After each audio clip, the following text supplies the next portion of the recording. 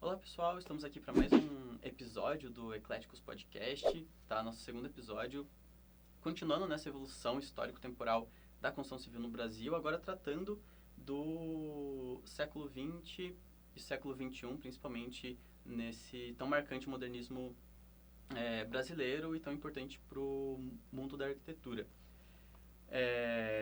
Lembrando mais uma vez de deixarem seu like, se inscreverem no canal do Hub Podcast, tá? E também responderem no final do episódio o forms de feedback pra gente saber se vocês estão gostando, o que vocês acharam e como que a gente pode melhorar. Bom, eu sou o Remy, tá? Serei um dos apresentadores de hoje, juntamente com o Guilherme, tá? E hoje nós trouxemos a professora Aline Coelho para tratar desse movimento modernista no Brasil. A professora quer se introduzir, falar um pouquinho o que a senhora faz, formada, fique à vontade.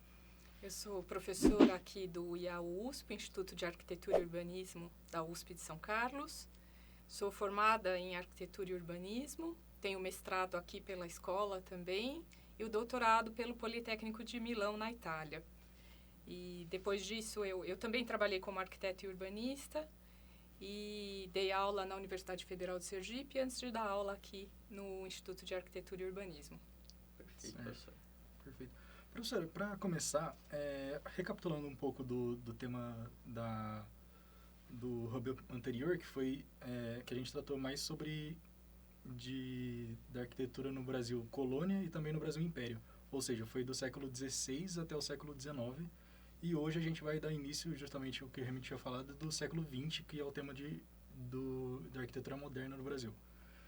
E para começar, um tópico interessante que seria de comentar foi um marco assim para a arquitetura mundial da arquitetura modernista, que é a construção de Brasília. Você poderia comentar um pouquinho? Claro. Primeiro, antes de comentar sobre Brasília, só queria parabenizar vocês por essa iniciativa dos podcasts, que é bem importante nós divulgarmos a cultura arquitetônica, né? Sobretudo vocês, alunos da engenharia civil, com tanta relação com a arquitetura, e também para que os outros alunos do campus da USP de São Carlos e fora dela possam conhecer um pouco das nossas reflexões a respeito disso, né? Eu estava comentando com o Remy anteriormente, nós estudamos literatura na escola, não? Então nós conhecemos os movimentos, os escritores e as suas obras e produções. E na história da arquitetura não é muito diferente, porque nós estudamos também, há milhões de formas de estudar a história da arquitetura, mas nós estudamos também as obras dos arquitetos, os arquitetos e todo o universo que está aí por trás, os movimentos, e Brasília faz parte disso. Como você disse, você fez muito bem em mencionar a importância dessa cidade dessa obra gigantesca mundialmente, tanto em termos de urbanismo, já que ela foi uma capital planejada pelo arquiteto Lúcio Costa, arquiteto e urbanista Lúcio Costa, e pela sua arquitetura, grande parte dela, ou a parte dos edifícios mais importantes, projetadas pelo Oscar Niemeyer, formando, então, essa obra que é muito complexa, sendo uma cidade, ela é uma obra muito complexa, que responde a muitos aspectos da realidade quando o plano, o projeto, começa a ser implantado.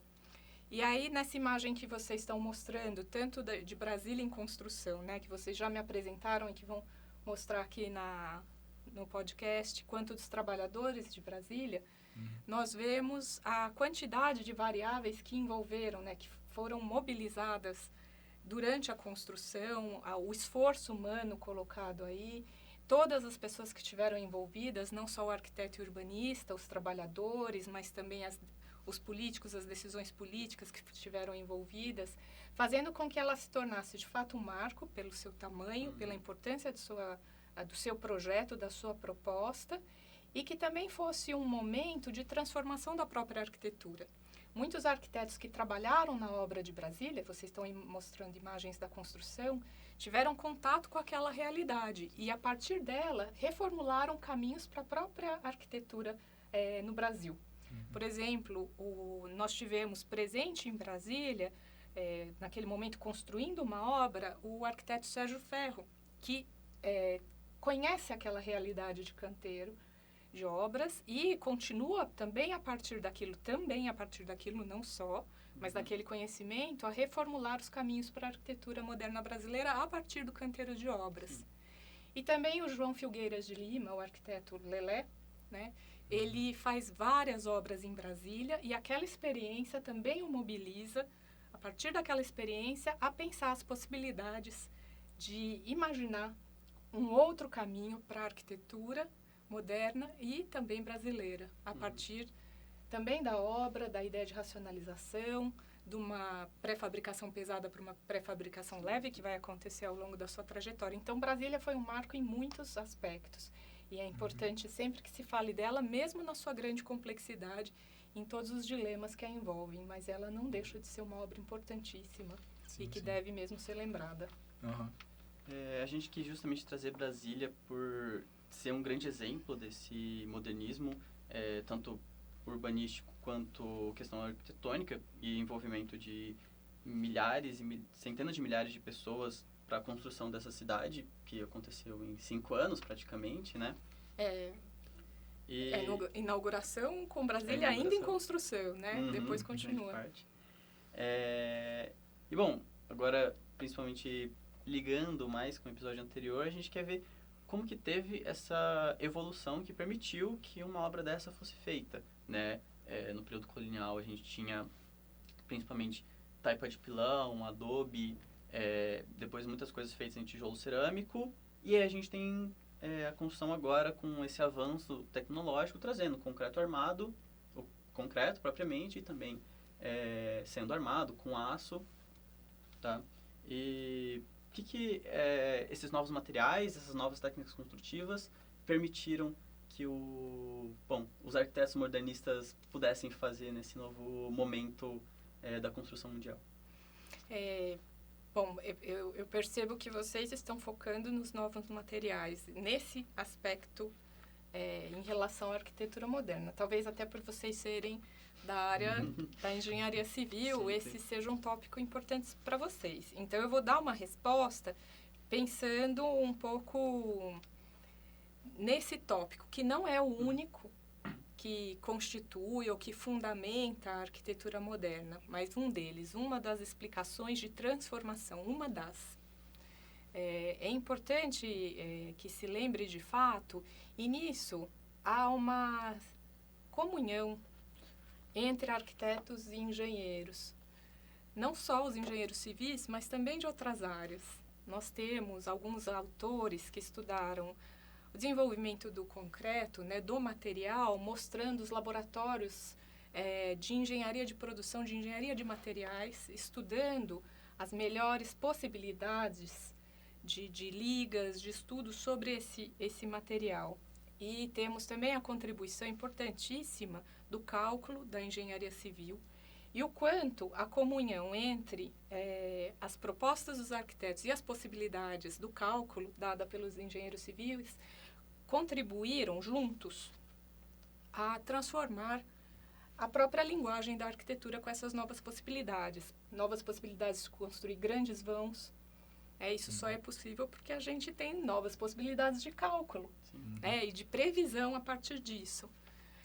Grandes vãos para abrigar espaços mais flexíveis que poderiam ser ocupados de diferentes formas, a construção das estruturas de maneira independente das vedações, de forma que se pudesse envidraçar os edifícios e assim possibilitar uma outra relação entre o interior e o exterior das edificações, que era muito diversa do que havia nos períodos anteriores.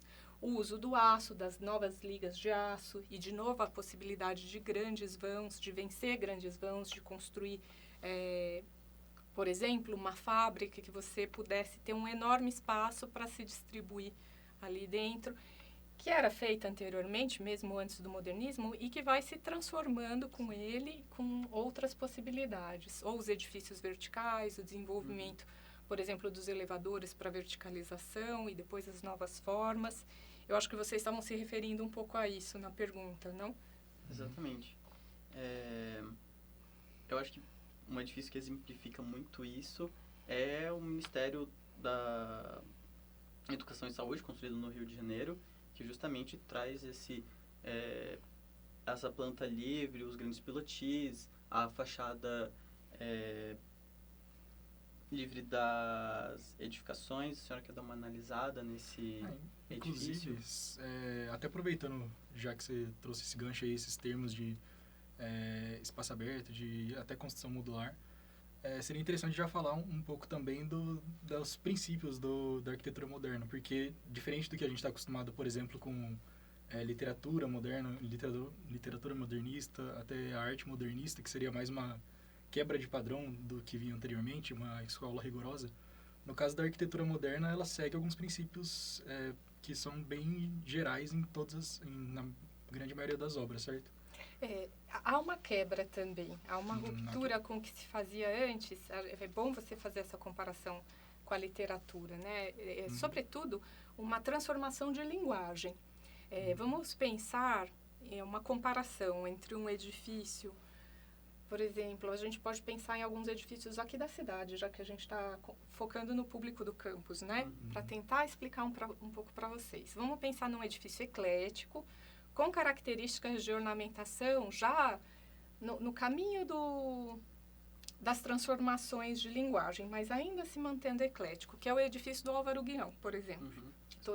Não sei se vocês conhecem, que é uma escola da Primeira República, que já apresenta algumas transformações, sobretudo em termos de ornamentos, indo para um estilo secessão, que a gente chamaria também de modernista, mas ainda a maneira de se projetar é bastante acadêmica. Então, se vocês se lembrarem do Álvaro Guião, ele é simétrico, a gente pode traçar um eixo de simetria ali naquela escadaria monumental. Ele é monumental, a gente vai traçar bem no auditório, não sei se vocês já entraram lá, mas vale muito a pena, num dia de eleição, vocês podem entrar para visitar, porque ele é uma escola onde se vota. E você vai ter uma coisa de um lado, a mesma coisa do outro. As janelas, vocês se lembram do ritmo delas, né? Então, é um cheio, um vazio da janela. Elas são lindíssimas, é um edifício muito bonito. Mas vamos comparar com outro edifício da cidade para explicar um pouco essa ideia de ruptura em termos de linguagem que o pessoal da literatura também fez, não é? Transformava a linguagem.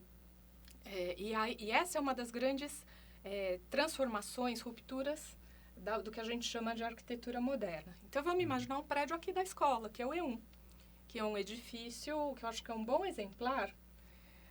Edifício projeto do Hélio Duarte, do Ernest Mange, de 1900, da metade do século XX, né?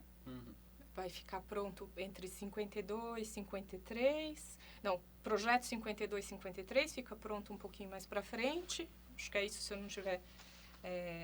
mas é essa a ordem de grandeza, digamos assim, do tempo, para vocês entenderem.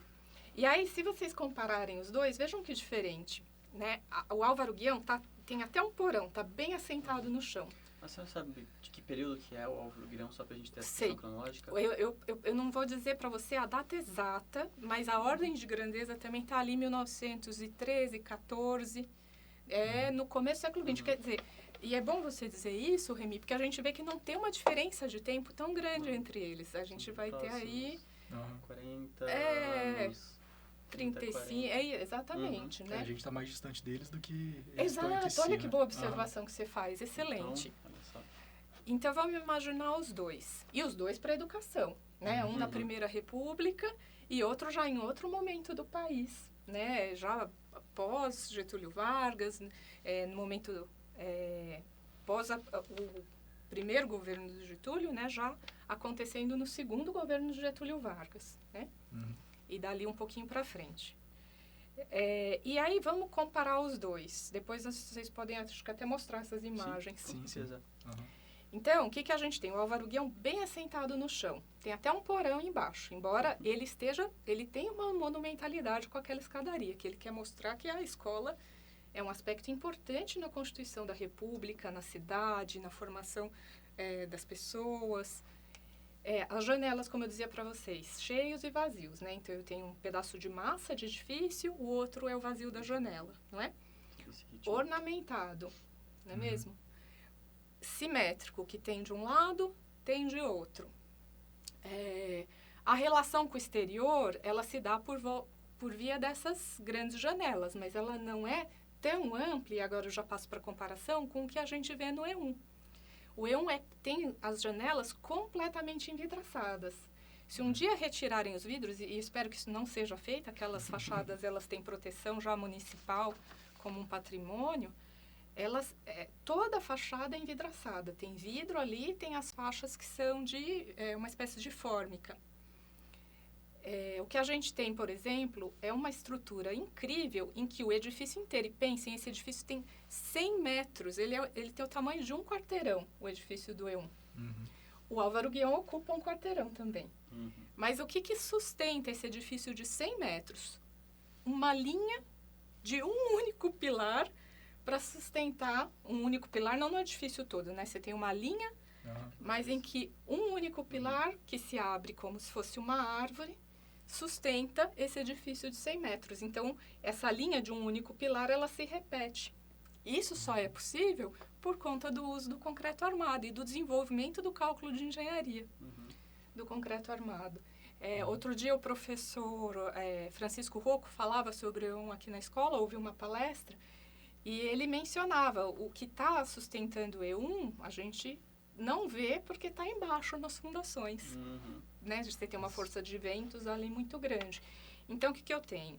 Uma diferente apoio na tecnologia do concreto armado, que é diverso do Álvaro Guion, que a gente tem uma escola sustentada em tijolos de uma maneira mais tradicional. Pode ter um outro pedaço já poderia estar usando alguma coisa de concreto armado, não é o caso ali.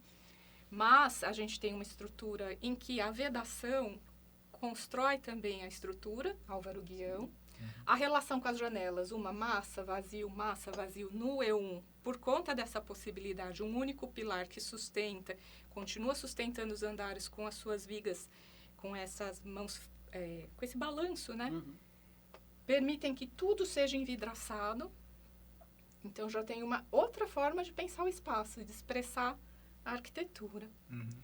E consigo uma relação entre interior e exterior que é diversa, porque todas aquelas árvores que cresceram, sobretudo no lado da praça, não do lado do gramado, eu quero dizer, faz com que você enxergue a copa das árvores. Então, você tem uma relação diversa do interior e exterior, e uma relação diversa com a paisagem, porque o E1, e ele para mim é uma máquina de olhar a paisagem, permite que você enxergue se você estiver sobretudo nos últimos andares, e antigamente se podia subir no terraço do E1, era um terraço que era permitido se subir, você enxergava toda a cidade ali de cima. Então, são possibilidades espaciais que só são possíveis pelos desenvolvimentos tecnológicos e pelo uso, que relaciona, porque eu podia ter o desenvolvimento tecnológico e construir um Álvaro Guion de concreto armado, né? Concorda?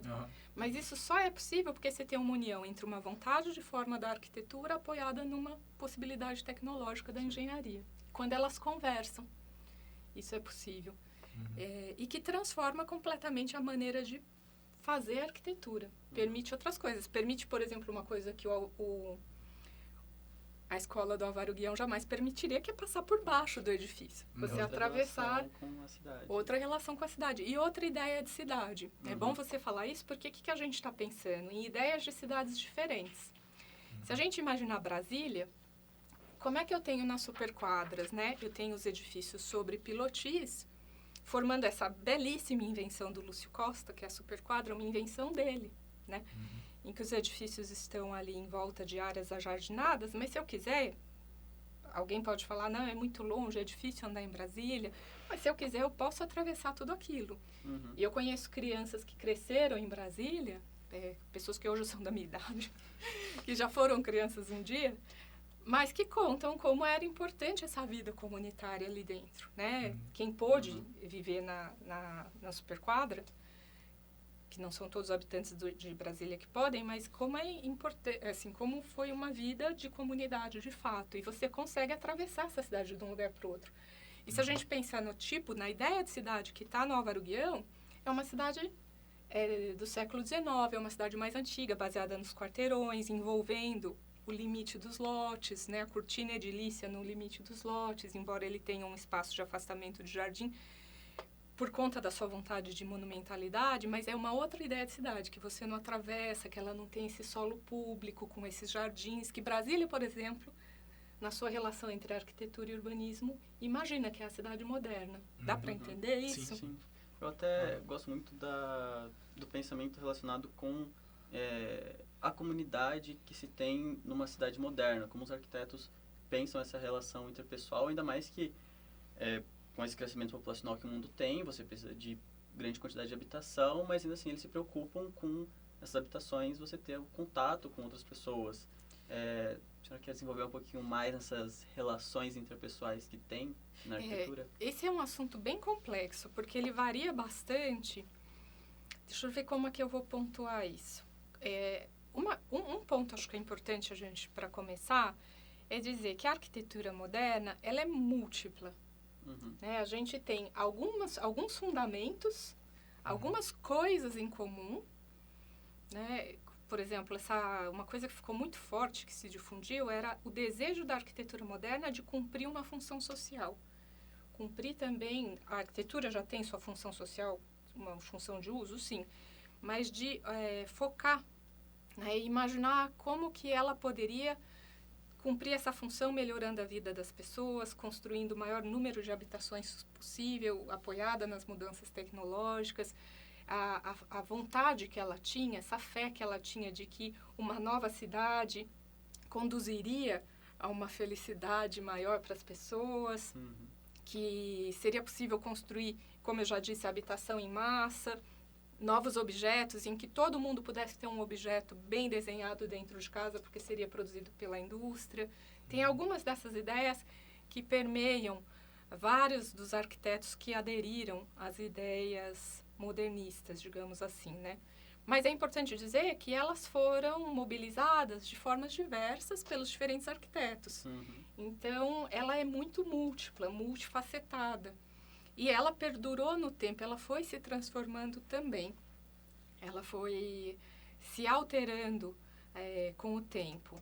E aí, voltando para a tua pergunta, que eu fiz essa longa digressão, mas o foco dela era mesmo?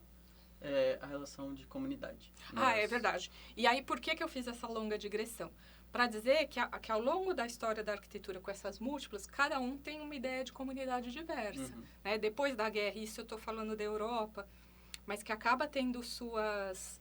Eu nem diria influência no Brasil, porque eu acho que, e na América Latina, porque eu acho que eles participam da construção desse debate. Eles dão pautas, então não é só a Europa com o Brasil. Por que eu citei a Europa? Porque na Europa houve uma guerra, a Grande Guerra, né? A segunda, duas guerras, mas a segunda mais catastrófica ainda, danosa, e realmente foi uma ruptura muito grande. Essa arquitetura que acreditava que com o progresso, a tecnologia, o progresso material, racional, científico, se poderia transformar o mundo, ela passa por esse momento em que as coisas caem um pouco por terra. Né? E ali surgem mudanças de se recuperar alguns aspectos, entre os quais a ideia de comunidade. E como fazer isso, também através da arquitetura e da cidade. Imaginando, então, os centros cívicos, os edifícios monumentais que pudessem mobilizar sentimentos de comunidade, esse tipo de coisa. Mas é muito variável, né? Por exemplo, Brasília, ela tem essa ideia nas superquadras, mas a gente pode achar que ela não apresenta em outros lugares. Outros arquitetos, por exemplo, a Lina Bobardi, quando a gente pensa no projeto dela para o Sesc Pompeia, que já é bem posterior, a gente está falando já da década de 1970, um projeto que é realizado no meio, assim, 1976, e que dura 9 anos. Acho que a ideia de pensar para as pessoas ali já é bastante diversa, mas as pessoas ali, elas são imprescindíveis. Aquela arquitetura não vive sem as pessoas e foi formulada imaginando o uso pelas pessoas. E, de fato, funcionou, porque o Sesc faz sucesso até hoje, sobretudo o Sesc Pompeia.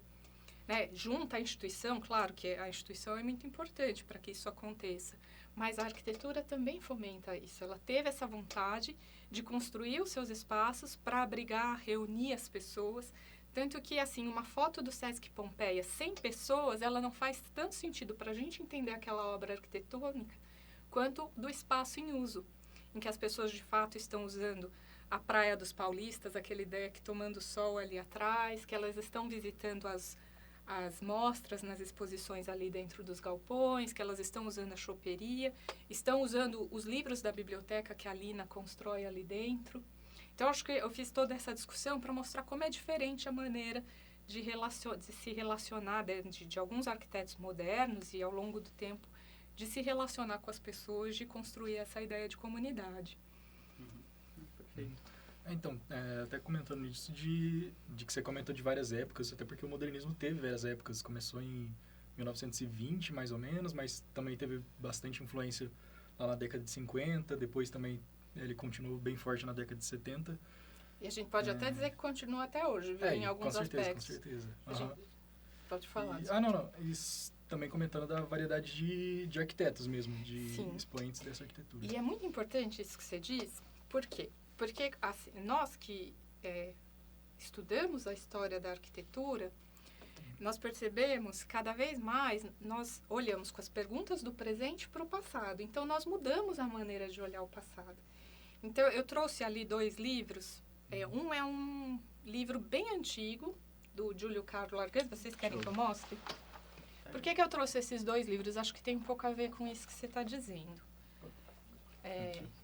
Esse aqui é um livro mais antigo, Arte Moderna, vou mostrar para o público, do Júlio Carlo Larguet, que é um historiador da arte italiano, já morreu há muito tempo, e que faz uma explicação dele sobre o que foi a arte moderna, incluindo a arquitetura, que é uma explicação importante, valiosa, e tem muito valor no que diz respeito ao bom entrelaçamento que ele faz entre a arquitetura, urbanismo e arte, história da arte, porque realmente elas estão muito misturadas, né, sobretudo nas vanguardas.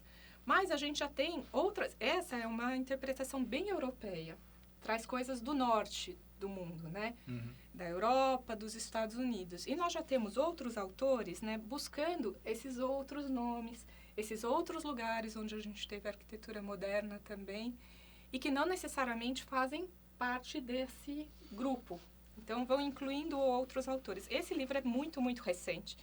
Ele saiu, a data dele aqui, se a gente for olhar, está 2025, é desse ano. Então, estou trazendo bibliografia atualizada para vocês. E é um historiador argentino, chamado Jorge Francisco Liernor. E ele faz esse livro, então, buscando ultrapassar o que ele chama de cânon da arquitetura moderna. E dá esse livro aqui, ó. E dá outras explicações com exemplos que não vêm só desses lugares, mas que mostram uma relação, né? Isso que ele quer, e uma troca, uma troca entre culturas de países diversos, nem sempre desses centros de poder econômico, sobretudo econômico e político.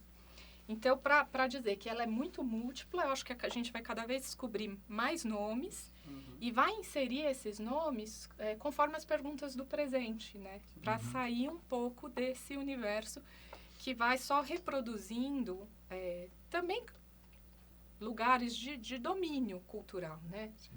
Da Europa, dos Estados Unidos. Isso não faz os outros livros perderem o valor, eles continuam tendo valor, mas se agregam novas interpretações, novas reflexões.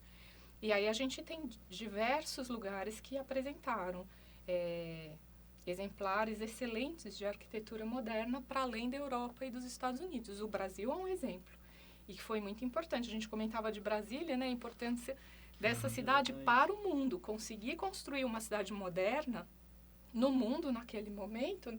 Assim, o Brasil construiu muitas cidades planejadas. Você já sabe disso, que fez a nossa disciplina, que a professora Eulália sempre comenta, né? A quantidade de cidades planejadas, construídas no país, realmente é um número muitíssimo alto. Não sei se todas as pessoas têm dimensão disso, das quais Brasília foi uma, e um exemplar moderno, que outras partes do mundo não conseguiram fazer.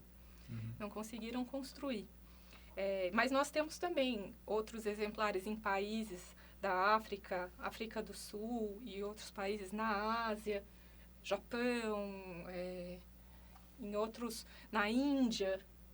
em outros lugares. E temos também participação de mulheres, nem sempre nesses livros. Aqui é difícil nesse livro aqui é muito difícil encontrar o nome de uma mulher.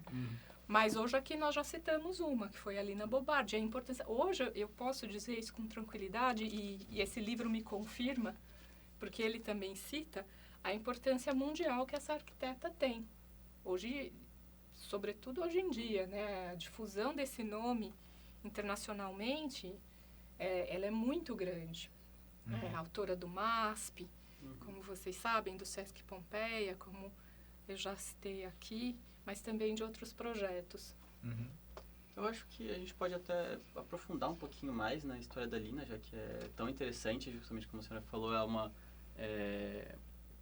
uma personagem tão importante para ela, para a arquitetura moderna brasileira, e que teve uma grande mudança na arquitetura que ela faz, e também que só foi reconhecida não recentemente, mas tardiamente, né? em comparação com outras pessoas. E também diante da vida dela, porque esse reconhecimento, ele tem um momento muito marcante, que é o próprio Sesc, que começa a inauguração do Sesc Pompeia em São Paulo, já começa a dar um maior reconhecimento que ela não tinha tanto. As pessoas conheciam como a arquiteta do MASP e achavam que ela não tinha feito nenhuma outra obra, mas já tinha feito. Não é uma obra extensa, não são tantas obras quanto outros arquitetos.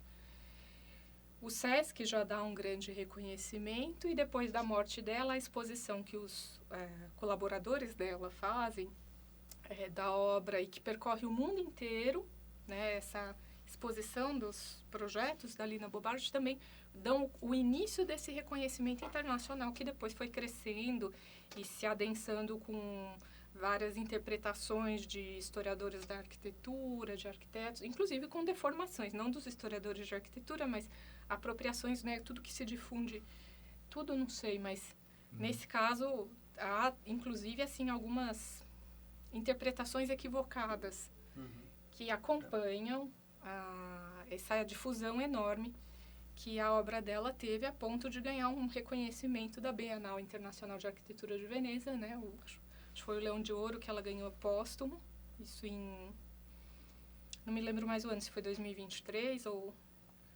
2020, mas por aí, né? A ponto dela ganhar esse prêmio póstumamente. Mas ela tem, então, essa difusão enorme, e cada vez se estuda mais e se percebe a riqueza da obra dessa arquiteta, pensando, inclusive, caminhos para a própria arquitetura moderna brasileira, e que se transforma também, né? Mesmo diante das próprias experimentações que ela faz e das suas próprias obras, do conhecimento da realidade brasileira, ela vai para a Bahia, conhece, e das interlocuções, né? Ela não está sozinha, assim, tem uma tendência internacional a enxergar a Lina muito isolada, fazendo as coisas, mas na verdade ela está em contato e conversando e discutindo, dialogando com diversos artistas brasileiros, internacionais, de diferentes gerações. É muito impressionante a capacidade que ela tem e a abertura que ela tem para se transformar com um diálogo, com uma conversa com as novas gerações. E a obra dela, sim, se transforma, embora mantenha alguns procedimentos. É muito interessante, porque mantém alguns procedimentos que já estavam desde o início da obra, mas também incorpora transformações. Ela tem esse duplo movimento, é muito interessante. Se a gente pensar, eu trabalhei naquele projeto que foi financiado pela Getty Foundation, foi coordenado por um professor aposentado aqui da escola, o professor Renato Anelli, e foi uma equipe grande do IAL que trabalhou no plano de conservação e de manutenção preventiva da Casa de Vidro. Não sei se vocês já viram essa obra, que foi a casa que ela construiu para si própria. O projeto se inicia em 1949, na metade do século XX, e finaliza, né, o Abitse é de 1952, e é uma casa que ela é como se fosse um periscópio. Essa descrição nem é minha, é do arquiteto Gio Ponti. Coloca a casa, né, vocês imaginam um periscópio do submarino, não é? Que sai, é isso, não é? Exatamente. Que sai assim e olha o que tem em volta. Então, ela é uma casa sobre pilotis de aço, bem fininhos, bem leve, que nessa plataforma com uma laje de caixão perdido, se coloca com 3 fachadas de vidro que olhavam ali do Morumbi para toda a cidade, antes das árvores crescerem, que eles plantaram aquele jardim, ela e o marido dela, o Pietro Maria Bardi, que participou da fundação do MASP, foi o primeiro diretor do MASP e o responsável, junto com Assis Chateaubriand, pela coleção do MASP, que é a maior coleção de arte europeia na América Latina. Então, essa casa ela tem uma parte opaca, que é assentada no solo, e essa parte que se lança para a paisagem, que tinha essas 3 fachadas envidraçadas, sem brises, né, sem... E o que acontecia? Assim, tinha e uma fé enorme nessa tecnologia, né?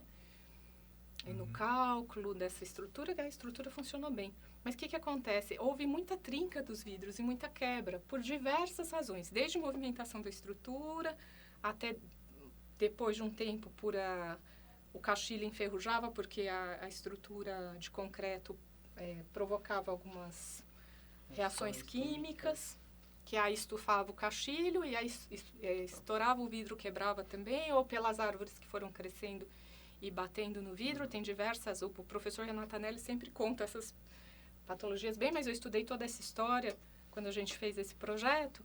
E quando ela vai fazer o próximo projeto, ela fala assim, eu não quero mais nada de vidro. E faz um projeto completamente opaco, que não deixa de ter relação desses planos, não deixa de ter relação com o exterior, mas que se baseia e usa paredes opacas, técnicas muito simples, telhado de sapé, é moderno, não deixa de ter, mas já busca essa outra conversa. E depois ela vai para a Bahia e começa a se aprofundar cada vez mais no universo popular. E continua a transformar, não deixa nunca de ser moderna, ela mesma afirma, quando se estoura um pouco o pós-moderno. Na Europa, ela é muito crítica ao pós-moderno. Então, ela continua reafirmando, sobretudo, essa fé que havia do movimento moderno e que eu a vi sempre como uma admiradora disso, de que a arquitetura tinha um papel de transformação do mundo. Eu acho que isso encantava muito a Lina Bo Bardi. Estava falando dos fundamentos da arquitetura moderna. Esse foi um fundamento.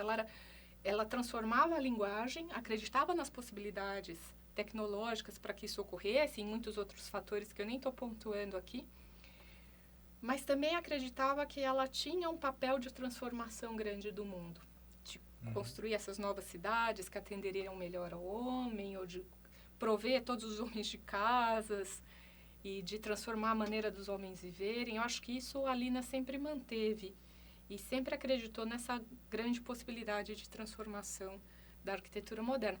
Tem seus limites, né? Tem muitas... E ela tinha consciência desses limites. Estava completamente consciente que tinha coisas que passavam pela política e por transformações muito profundas da sociedade, das estruturas, né? Das estruturas da sociedade.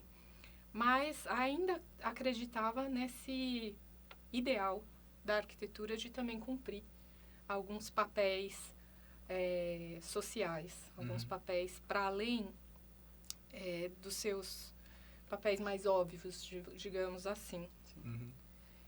E acho que esse papel para a Lina também estava no uso da arquitetura. Os projetos, o próprio Oscar Niemeyer falava, eu às vezes sabia explicar melhor os projetos, ganhava uma obra mais explicando o projeto do que pelo próprio desenho, quando ele estava naquele processo, né? Eu já ouvi falar sobre isso numa das suas entrevistas. Mas não porque as palavras têm um poder sedutor de convencimento, não é isso que eu estou querendo dizer, mas é porque faz parte da construção de reflexão, da construção teórica dessa disciplina arquitetônica, da disciplina da arquitetura. De fato, os textos são importantes. Sim.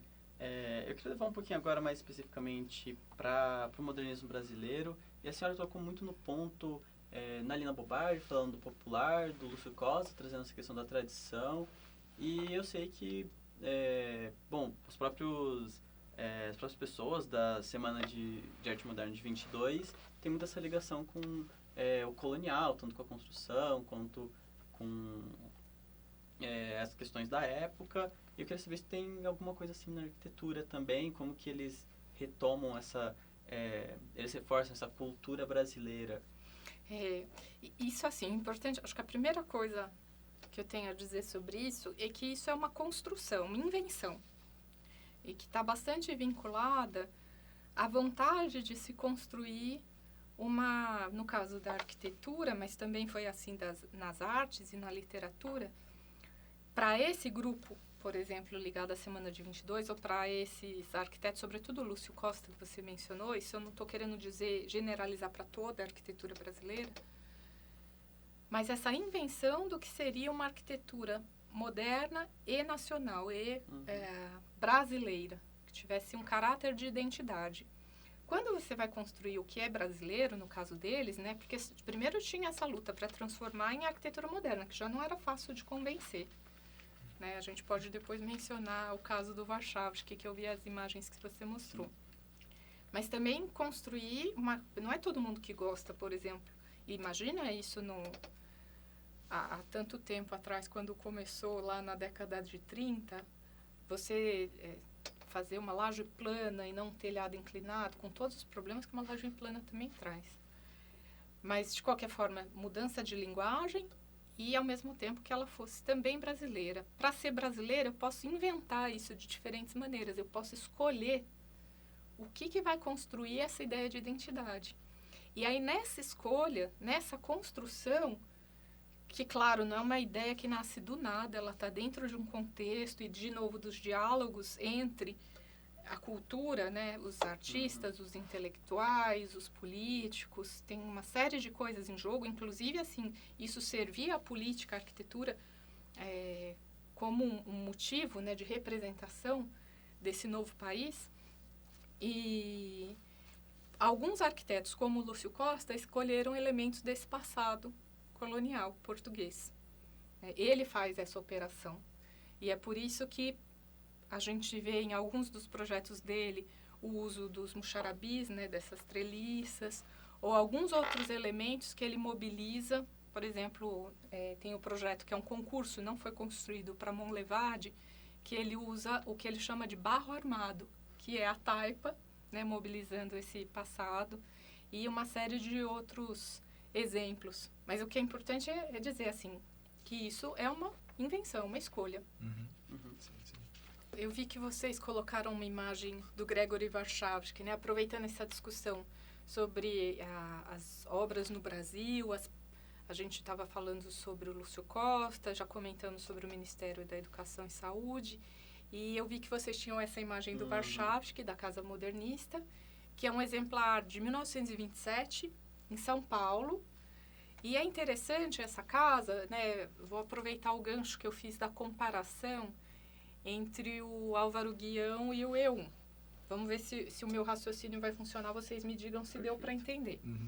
Mas por quê? Essa casa, quando ela foi aprovada na Prefeitura de São Paulo, ela apresentava ornamentos, que é alguma coisa que a arquitetura moderna, ela evitou. Por que ela evitou? Exatamente por essa crença na racionalidade. Na sua concepção, assim, isso, assim, na verdade, é uma discussão muito complexa que eu estou simplificando aqui em função do nosso tempo. Era pouco racional o uso do ornamento. O ornamento, que é um elemento muito antigo na arquitetura, pensem que a gente tem ornamento desde as primeiras arquiteturas que você quiser localizar no mundo inteiro. Eu não estou falando só do mundo ocidental. Né? O ornamento está na arquitetura da Grécia, está no Irã, na Pérsia Antiga, e com no Egito, o ornamento está desde então acompanhando a arquitetura, com toda a carga simbólica, ideológica e de composição da arquitetura. E por isso, a ideia de ruptura, lembra que você me perguntava da literatura? Sim. É tão transformadora da arquitetura moderna, porque agora você tem uma arquitetura que privilegia as paredes lisas, sem ornamentação. E por quê? Porque se acreditava que ali não havia muita racionalidade. Ela não era muito eficiente, objetiva. Para que colocar um ornamento? Isso é gasto a mais. Mesmo que você tenha um artista exemplar ali, que poderia estar trabalhando nessa obra. Mas era uma força, né, colocada nessa racionalidade, nessa objetividade, que é muito parecida com a engenharia, né? Sim. Focada, assim, na objetividade. E o Warszawski, né, assim pelo menos os historiadores contam, baseados em documentos que eles encontraram, quando ele vai aprovar essa obra, que é uma casa que ele constrói para ele e para a esposa, quando eles se casam, quando ele vai aprovar essa obra na prefeitura, ele não consegue aprová-la enquanto ela não tem ornamentos, porque ela não passa tinha um grupo de técnicos da prefeitura que fiscalizavam um pouco as fachadas para garantir o decoro, para garantir que elas fossem devidamente ornamentadas. E ela é aprovada porque ela tem alguns elementos de decoração que marcam uns frisos, umas coisas assim. E aí, durante a construção, para poder manter essa ideia, esses fundamentos da arquitetura moderna, com essas paredes nuas, lisas, brancas, ele informa que acabou o dinheiro e não deu para decorar. Então, não foi possível. E assim ele consegue aprovar essa que é a primeira casa. Então, é uma ruptura muito grande de convencimento, porque é uma mudança de linguagem, né? E aí eu volto para a nossa comparação. Pense na ornamentação do Álvaro Guião e qual a ornamentação que você vê no E1? Não existe, né? Ela é objetiva e racional se a gente entender a ornamentação como alguma coisa irracional, digamos assim, né? Porque isso também pode entrar em discussão. E o Warszawski, que é um arquiteto ucraniano, que se muda. A gente tem um ex-professor daqui, que é professor hoje da FAUSP, que tem um livro inteiro sobre esse arquiteto, que é o José Lira. Então, esse arquiteto ucraniano que se muda para a Itália e depois se transfere para o Brasil. Aqui se casa com a Mina Klabin Warszawski, que fazia parte um pouco desse grupo cultural ligado ao mundo aí da Semana de 22, a esse mundo intelectual. Ele constrói essa casa e o que ela traz, que depois entra numa discussão que ela seria moderna, mas com algumas coisas também que podiam ser brasileiras. Ela tem telhas de capa e canal, que são coloniais, mas, sobretudo, isso é uma discussão grande entre os historiadores, alguns que nem vem ao caso aqui, discutem se de fato ela queria ou não esses caminhos, porque depois ele não utiliza em outros projetos. Mas um ponto muito importante é o jardim, que é projeto da esposa dele, a Mina Klabin Warszawski, que esse nome precisa ser mencionado aqui, porque quando a gente vê o conjunto da obra, a importância do jardim é muito grande. Imaginem esse projeto sem os jardins. E por que eles são importantes? Porque eles utilizam, ao contrário do que se fazia até então, espécies brasileiras. Cactos, que eram vistos como coisas menores. Imagina fazer um jardim, você tinha que colocar azaleias, colocar rosas, que são espécies europeias, não adaptadas ao clima brasileiro, difíceis de manter, inclusive, que até hoje as pessoas colocam nos jardins. E ela propõe, então, naquele momento, colocar mandacarus, cactos, dracenas, espécies locais, que dão esse aspecto, digamos assim, de brasilidade para casa. E a relação entre casa e jardim, isso acompanha toda a arquitetura brasileira. Casa, natureza e paisagem. São sempre, é muito forte. Nesse caso, casa e natureza. E em outros projetos, eu vi que vocês têm uma imagem aí também do pavilhão brasileiro na Feira de Nova York, de 1939. Agora fazer essa ligação e a senhora já você pode fazer também. Eu ia justamente comentar isso, que a gente trouxe vários projetos já. Então a gente trouxe o próprio MESP, que tem uma questão do paisagismo do Burle Marx. Do Burle Marx. Também a casa da Lida, tá? Que também fez todo o plantio de árvores em volta. E aí justamente a gente tem também o projeto do Pavilhão do Brasil de Nova York, que também tem... Embora não seja projeto do Burle Marx, o Pavilhão do Brasil de Nova York tem um outro, um arquiteto norte-americano, inclusive, que faz o projeto do jardim, mas utilizando espécies brasileiras. Tem Vitória Regia, por exemplo. E isso dá um aspecto muito particular para essa obra, porque ela se diferencia, e essa é a importância também dela, né? Se a gente estava no movimento, que a Casa do Warszawski faz parte, o Ministério de Construção de uma Arquitetura Moderna no Brasil, também com alguns aspectos brasileiros, a gente tem a definição de uma linguagem brasileira, de fato, né, como que é a escrita dessa linguagem, com o projeto do Pavilhão de Nova York, né, é o pavilhão e a Pampulha, e a obra do Oscar Niemeyer na Pampulha. Lembrando que o Pavilhão do Brasil em Nova York é projeto do Oscar Niemeyer com o Lúcio Costa.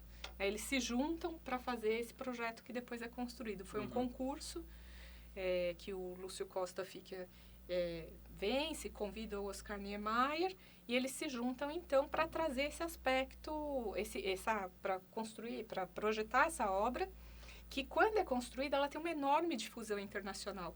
Aparecem várias revistas e que elogiam o pavilhão brasileiro, e não só ele, havia outros pavilhões ali também sendo elogiados, exatamente pelos seus aspectos, e a gente está falando de 1939, estamos em plena guerra, pelos seus aspectos de serem modernos, mas serem diferentes dos outros modernos, por terem algumas características particulares que eram identificadas e construídas para serem características nacionais brasileiras. E que é levado para Nova York justamente para mostrar a arquitetura brasileira como um exemplo dessa arquitetura feita no país. Feita no país, exatamente. E aí ela representa o país sendo um pavilhão brasileiro, né? E representa com essa arquitetura que tem curva, isso se diferencia das demais arquiteturas.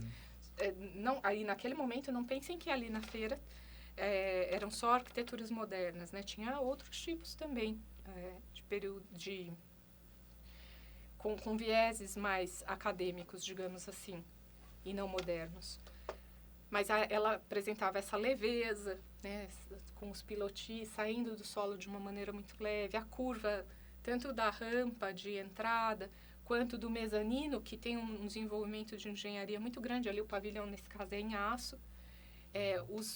Esses elementos vazados, que formam uma espécie de brise, que tem uma relação, né, a gente pode ler uma relação com os muxarabis da arquitetura colonial, nesse filtro de luz, não é, envidraçado.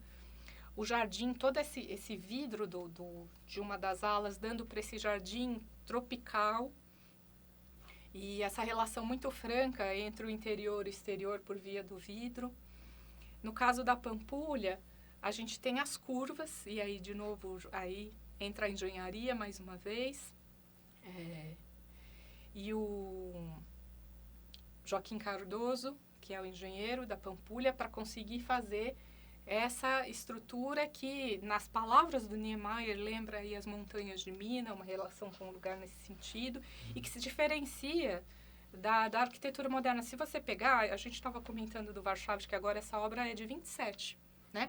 Se a gente pensar algumas obras importantes do Le Corbusier, que é um nome importante da arquitetura moderna, que inclusive fez uma consultoria para o Ministério da Educação, que nós vimos, ele tem uma casa importante que é a Vila Savoie, que é de 1925. Então, essas obras estão sendo construídas muito contemporaneamente. Sim.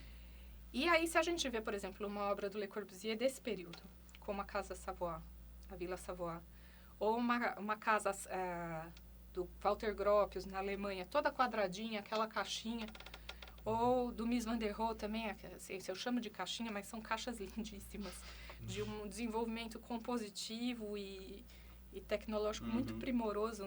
Não merece esse diminutivo que eu dei aqui, mas era para tentar explicar para vocês. Mas o que a gente tem são ângulos retos, né, primordialmente. E aí vem a Pampulha com essa curva, a marquise curva. Isso é uma novidade muito grande naquele panorama do que se produzia. Então, se via essa arquitetura, inclusive, como uma alternativa, sobretudo no pós-guerra, essa arquitetura brasileira, também algumas outras, da Escandinávia, mas se viam essas arquiteturas nacionais como uma alternativa que humanizaria um pouco, inclusive, aquilo que tinha sido a arquitetura moderna. Ela era vista como uma novidade, ela foi um marco muito importante para a arquitetura internacional. Eu não sei se as pessoas têm ideia do quanto Oscar Niemeyer foi admirado e copiado pelo mundo. Nós temos exemplos de obras inspiradas no Oscar Niemeyer na África do Sul, na Europa, depoimentos de arquitetos que colocavam o Niemeyer como realmente uma figura, e assim, isso eu acho que não pode deixar de ser dito, da arquitetura internacional, né? Uma figura importante que está junto com os demais arquitetos importantes de outros países. Ele com as curvas trazia essa leveza e essa graça para a arquitetura dele. Essas são palavras usadas por alguns críticos, né? A gente tem alguns autores, aí o Eduardo Comas usa bastante, mas os próprios arquitetos, acho que o Lúcio Costa chega, isso é verdade, isso é importante dizer, antes do Comas, o Lúcio Costa usa essas palavras para descrever, o próprio Niemeyer para descrever essa arquitetura, e o Lúcio Costa liga isso ao aspecto de arquitetura clássica, da arquitetura jônica, de graça e leveza, que é alguma coisa diferente. Ela é moderna, é racional, é objetiva, mas tem algo diferente nela que está colocado exatamente não, mas um dos pontos dessa diferença são essas curvas, essa maneira de pensar a relação com a estrutura, a relação com o solo, né, tirar do solo. E aí eu vou só aproveitar para voltar um pouquinho para o Ministério da Educação, que acho que é um ponto importante para dizer, né? A gente estava falando dos pilotis e mostrando como o Ministério coloca, quando nós estávamos falando sobre o uso de novas maneiras de empregar o concreto armado e o desenvolvimento tecnológico do período, o Baumgarten, que tem que ser citado aqui, o engenheiro aqui. Mas o Ministério da Educação e Saúde, o que é importante dos pilotis, que eu queria só relembrar, que talvez quando a gente veja aquela foto só dos pilotis, a gente não tenha a dimensão da ruptura, da transformação que ele propõe para a cidade. Por quê?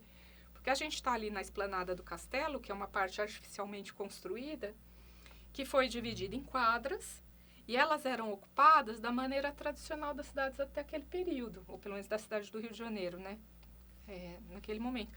Que era uma ocupação nos limites do lote. Então, ela construía a cortina edilícia com pátios internos.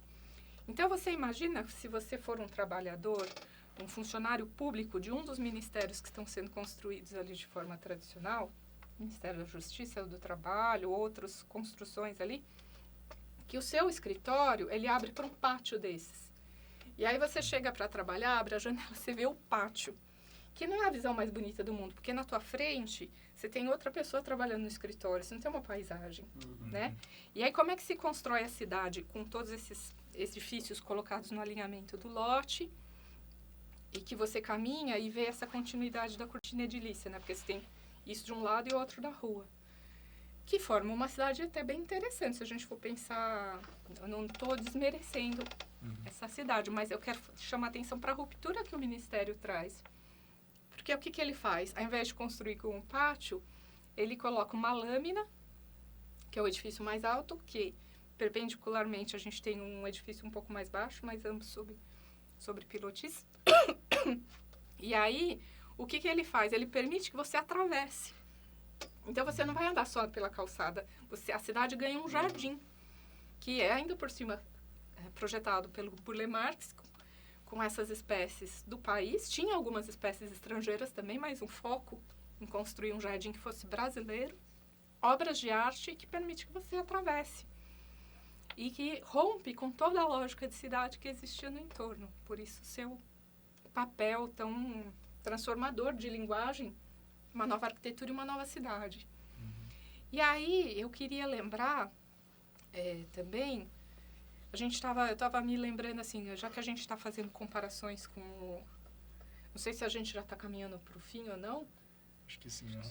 Então, acho que uma maneira boa de imaginar uma finalização é pensar assim, que hoje em dia, o que a gente tem de lição, de legado? Vamos pensar assim, né? De toda essa história. Tem muita coisa que eu não disse aí, muitos arquitetos que não foram citados, mas que eu convido todo mundo a cada vez mais se aprofundar, então, na arquitetura brasileira. Mas, para terminar, eu vou voltar aqui para a cidade, já que me foi tão útil fazer a comparação entre um edifício eclético quanto a escola do Álvaro Guião. Nós passamos pelo edifício do E1. Então, vamos terminar com um outro edifício na cidade que tem esse legado do moderno, que é o Hospital Escola da UFSCar, feito pelo projeto do arquiteto João Filgueiras de Lima, o chamado, né, o apelido dele era Lelé. Por que eu vou terminar? Porque ali naquele projeto a gente vê o legado do Lelé em relação... É ele que a gente pode chamá-lo tranquilamente de um arquiteto moderno. As formas, a aposta na racionalização, na construção, a necessidade de conservação dessa obra, né, que é importante. Talvez essa obra não tenha sido executada exatamente como os planos do Lelé, mas ela traz características importantes e eu vou focar, sobretudo, na atenção que ele tem ao conforto ambiental. Tem muitos pontos da arquitetura do Lelé que a gente pode focar, desde a relação com as pessoas, o bem-estar, fazer do edifício do hospital um elemento terapêutico. Eu acho que aqui nem no Hospital Escola, não sei se é tão evidente para as pessoas, mas se a gente pensar nos hospitais da rede Sara Kubitschek, o hospital ajuda na melhoria do paciente. Ele quer ser um elemento de cura também. E aí, focando no conforto ambiental, né? Vou para os edifícios do Sara, acho que depois vocês podem colocar umas imagens para mostrar essas galerias que ele projeta. Qual que é o objetivo dele? Não usar ar-condicionado. Porque você tem uma economia nos gastos do hospital enormes, menos bactéria aí circulando, um ar mais A renovação do ar. a renovação do ar, exatamente. Então, para onde dá, né? Claro que no UTI você tem que usar o ar-condicionado, você não pode usar a ventilação natural. Mas, para os lugares dos hospitais que você pode usar a ventilação natural, ele então imagina essas galerias que resfriam o ar, essas galerias com água, em que o ar quente entra, resfria, depois ele sobe, passa pelo interior dos espaços, com alguns vãos que são projetados, e sai com efeito chaminé por cima, construindo uma circulação constante de ar para poder, então, ventilar naturalmente e não utilizando o ar-condicionado. Isso também não deixa de ser um legado da arquitetura moderna, né? Sim. Se a gente for pensar que isso poderia ter sido utilizado em todas as casas do país, imagina a quantidade de economia que a gente não ia ter e bem-estar das pessoas. É claro que, talvez algumas cidades, você já sabe, eu já te falei disso, né? Mesmo o Lelé, para algumas cidades do Brasil, não foi possível, porque tem cidades muito, muito quentes, né? Mas a arquitetura moderna teve os seus edifícios, talvez, quentes demais, mas também teve seus arquitetos que tentaram usar os cálculos científicos para melhorar as condições e, observando as condições locais, as condições de conforto ambiental dos edifícios. E não sei, assim, hoje ela se torna alguma coisa que ainda permanece na maneira dos arquitetos projetarem. Nós já conseguimos olhá-la de uma maneira diferente com a distância do tempo, refazer alguns caminhos que talvez não deram certo, observar como os edifícios tiveram um desempenho, tanto em termos dos materiais, concreto era um material que se acreditava que sobreviveria eternamente, e ele mostra um monte de patologias com as quais a gente tem que lidar. Então, hoje a gente consegue ter essa distância e pensar melhor na tomada de decisão da especificação dos materiais e da maneira de utilizá-los. O vidro, por exemplo, a gente já pode pensar, será que a gente quer usar tanto vidro assim?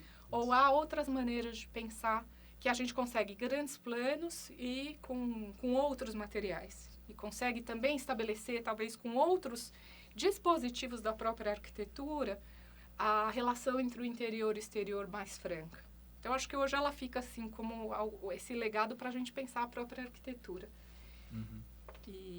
E o desempenho dos materiais e dos edifícios. E como uma herança também para ser cuidada e preservada, né? Então, nos edifícios, já disse aqui, os edifícios de concreto que estão com fissuras e que precisam de prevenção, talvez a melhor solução não seja revestir de outra coisa, se a linguagem do arquiteto era aquela de deixar o concreto aparente. E aí eu acho que o entrelaçamento entre a arquitetura e a engenharia civil só vão contribuir para a gente pesquisar a melhor maneira de preservar aquela cultura arquitetônica, mas também preservar o edifício, né? Sem modificar a ideia original ou sem danificar. Quase assim, tentando fazer uma analogia, como se eu chegasse no Coliseu de Roma e, não, tá sem revestimento, eu preciso proteger esses tijolos e vou lá e passo um revestimento qualquer, né? Isso, assim, não sei nem se é um bom exemplo, mas acho que ele é bem literal para explicar o que significa respeitar a cultura arquitetônica do período sem trazer danos formais para os edifícios e para as ideias que os originaram. Perfeito. Então, acho que é isso. Bom, agradecer mais uma vez a presença da professora aqui. Espero que vocês tenham gostado. Para mim, pessoalmente, é um tópico muito interessante, principalmente como muita parte dessa arquitetura é uma coisa que a gente tem no Brasil e também que a gente consegue visitar, tá? A professora trouxe tantos, na cidade de São Carlos, tantos exemplos, mas também em todo o Brasil a gente tem grandes exemplos que estão aí até hoje para serem reconhecidos e que muitas vezes as pessoas faz parte do cotidiano da vida de todo mundo. Eu acho que para esse episódio é isso, né? Lembrar mais uma vez de vocês deixarem o apoio de vocês, então se inscrevam no canal, deixem um like, um comentário, e o mais importante pra gente realmente é o preenchimento do Forms, tá? Pra gente saber como estão os episódios, o que a gente pode mudar. Mais alguma coisa que eu esqueci? E acho que é isso. E acompanha a gente para o próximo episódio também, para os próximos episódios. E parabéns para vocês de novo pela iniciativa. Certo, obrigado. A gente que agradece, professora. Muito obrigado.